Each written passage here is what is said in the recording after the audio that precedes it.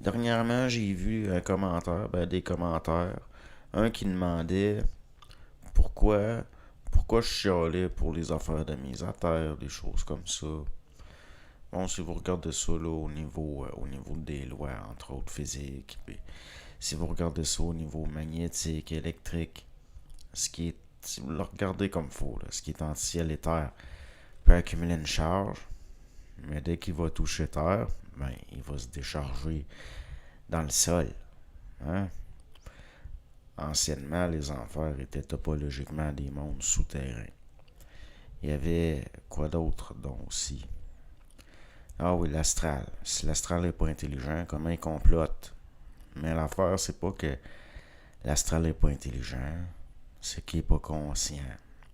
Ou que dans son mandat de mise à l'épreuve de l'homme, ou de formation, si vous voulez, l'astral, il, il corrompu, si on peut dire. Il est devenu en grande partie une force une force ennemie de l'homme, une association, un conglomérat de forces anti-hommes avec un agenda occulte, travailler occultement, parasitairement dans l'inconscience de l'homme. L'affaire, c'est pas que l'astral, c'est pas intelligent, c'est qu'il est inconscient, il travaille en grande partie pour lui-même, à l'insu des humains, avec l'énergie puis le psychisme de l'humain.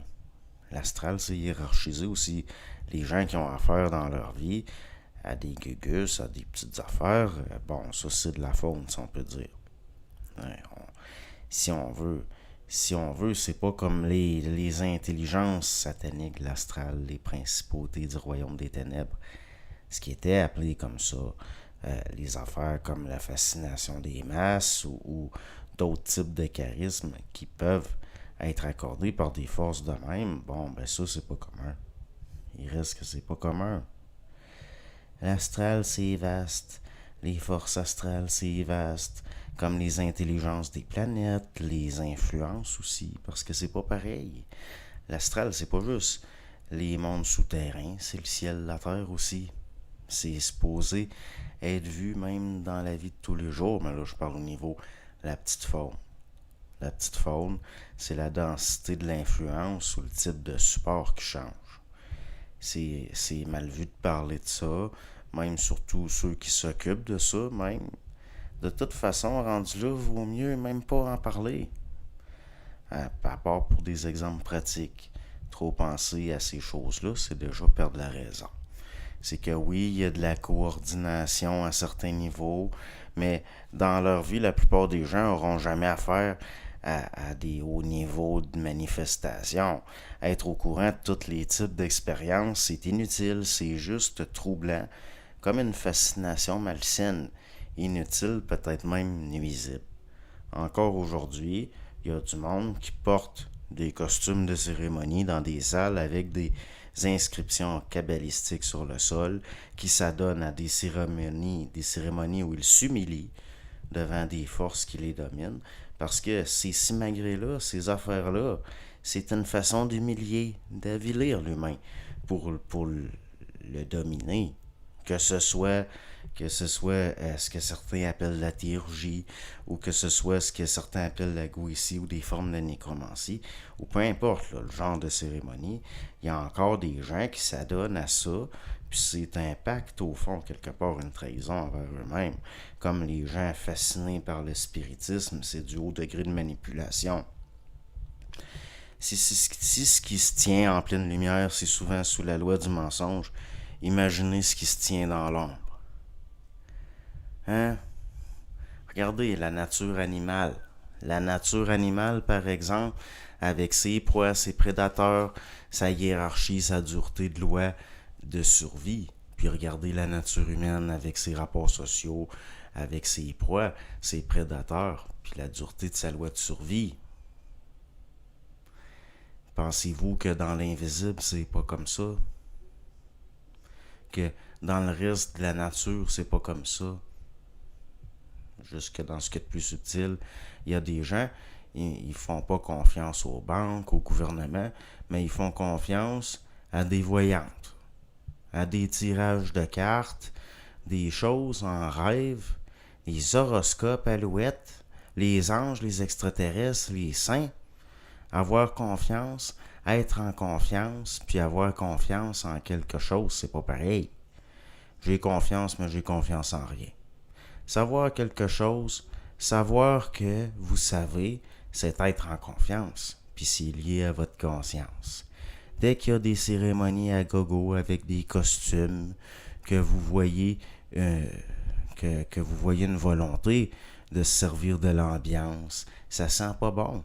Puis la plupart des gens le savent, au fond. Mais la recherche, le besoin de l'humain, le porte à se faire avoir, le porte à accepter, quelque part, à fermer les yeux sur une partie de sa conscience pour rester confortable. Il y en a, ils veulent pas s'humilier devant les géants, les puissants de notre temps. Mais ils sont prêts à s'humilier devant des nains, des nabots, de la vermine dans l'invisible.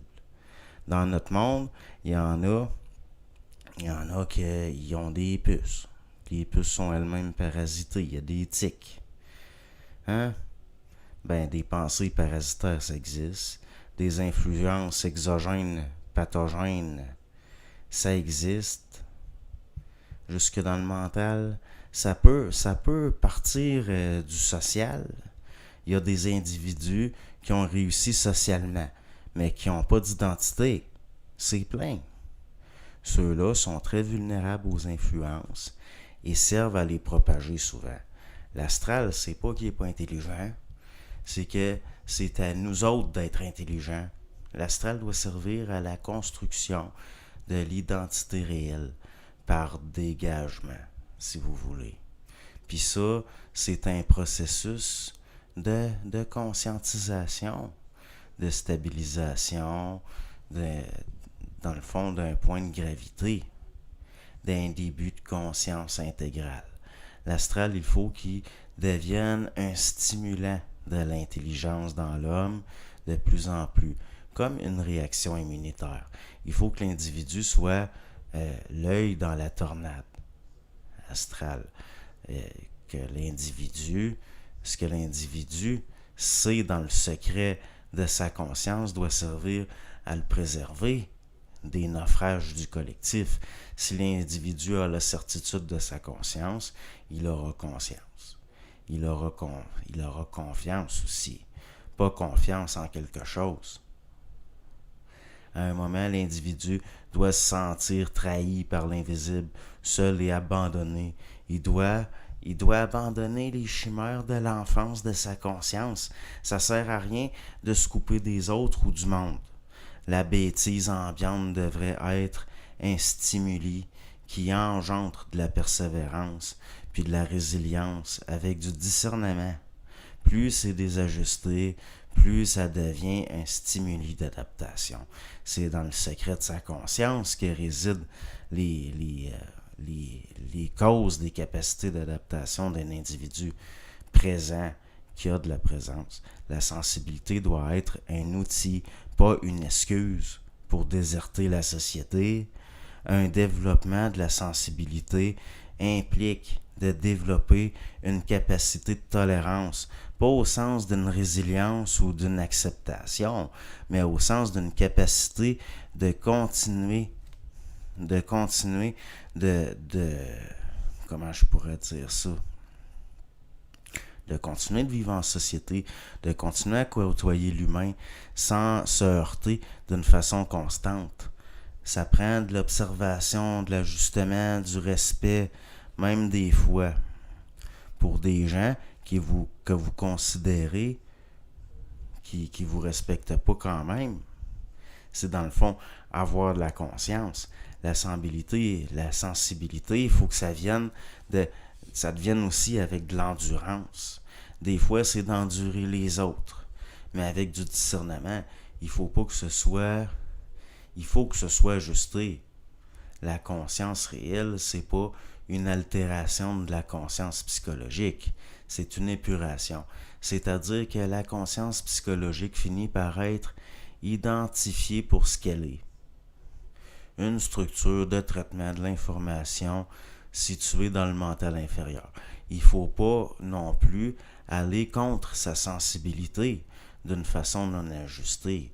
C'est une question de discernement. C'est de voir là où la sensibilité cesse d'être une excuse pour être une raison valable de s'abstenir, de rester en retrait. Le contexte varie. Ce qui est le plus ajusté aussi. Ce qui est le plus ajusté varie. Mais plus vous avez du discernement, moins l'expérimental est censé vous affecter au sens des affects, de votre émotivité. Être sensible puis être émotif, c'est pas pareil. Les autres, c'est pas obligé d'être l'enfer. Si vous les voyez avec discernement, sensibilité, vous allez les aimer pareil. Vous allez les aimer pareil. Le cœur sur la main, c'est bien beau, mais avec une tête sur les épaules. Pas au sens d'un esprit hyper rationnel, au sens d'avoir du discernement, les yeux en face des trous. L'émotivité, au niveau du discernement, souvent, on dit que l'amour rend aveugle. Pourquoi vous pensez? Si on regarde les 3 principes, amour, intelligence, volonté, l'amour réel, c'est quoi l'amour réel? Il faut que ce soit une manifestation de l'intelligence à travers la volonté. L'intelligence engendre la conscience, avec l'amour, le respect, avec la volonté, la bienveillance. Mais ça prend du discernement. Ceux qui vont avoir intégré seront ceux qu'on appelle ceux qui vont avoir intégré, mais en regardant d'une façon non altérée ce qu'on appelle l'humanité, auront été pétrifiés. Il va falloir que ce qui va être l'humanité, qu'elle soit préservée, qu'elle soit pétrifiée dans le diamant d'un ego épuré, de sa psychologie. Ceux dont l'essence de l'humanité pure aura été galvanisée, rendue inaltérable par le feu de la conscience, on peut dire, de l'esprit, ça va être les grands enseignants de demain. Ce seront ces êtres qui auront beaucoup souffert pour intégrer puis conserver leur humanité. Ça a toujours été comme ça. D'un effondrement à l'autre, c'est l'histoire du monde.